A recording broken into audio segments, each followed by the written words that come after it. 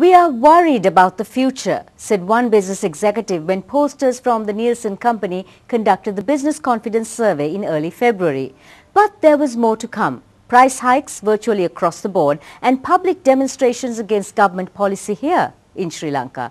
While on the global stage, the sanctions imposed on Iran by the West and the worsening situation in Syria may well lead to the BCI taking a beating this month. Anushan Selvaraja hazards a guess as to where BizConfidence will be headed next. Welcome to the Voice of Business. Joining me on the show this week is the Managing Director of the Nielsen Company, Shaheen Kader.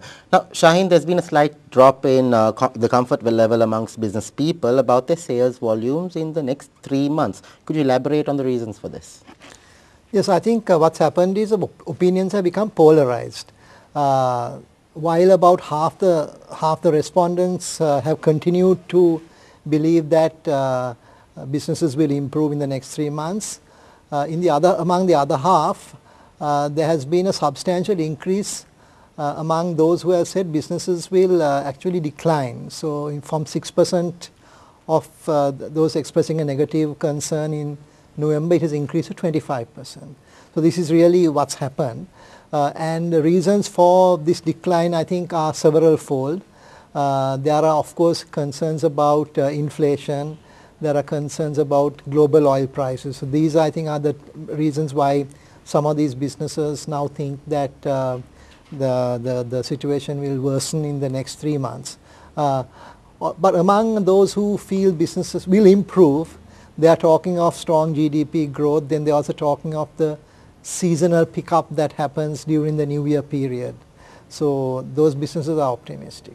Now, there seems to be a groundswell of optimism as far as FDI flows are concerned, with only 17% expressing negative sentiments, down from 25% in January. Now, but turn the clock back to October last year and this proportion was less than 1 in 10. So now, are we right in saying that the outcome isn't as bright as it seems to be on the face of it?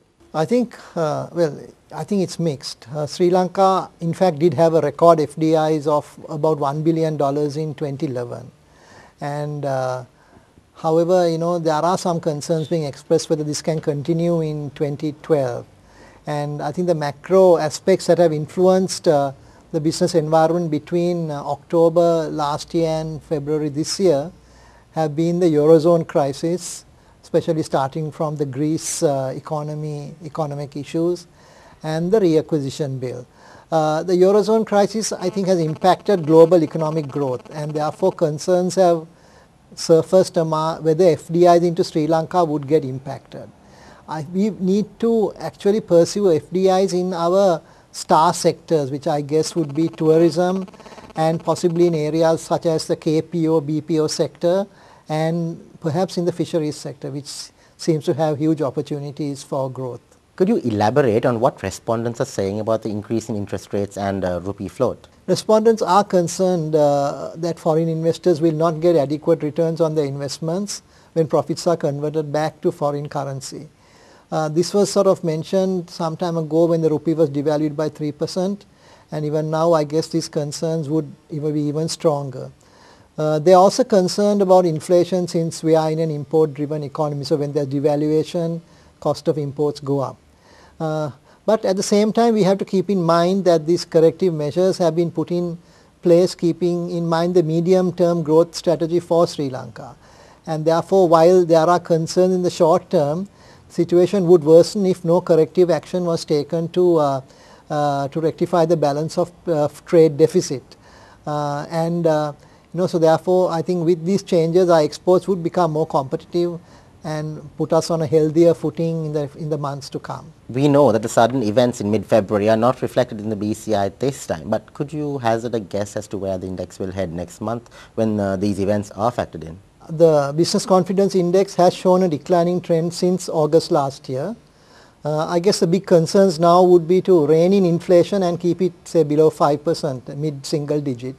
And to do so, interest rates have been increased, thus making it more expensive for businesses to borrow, and therefore, it pushes up their borrowing costs.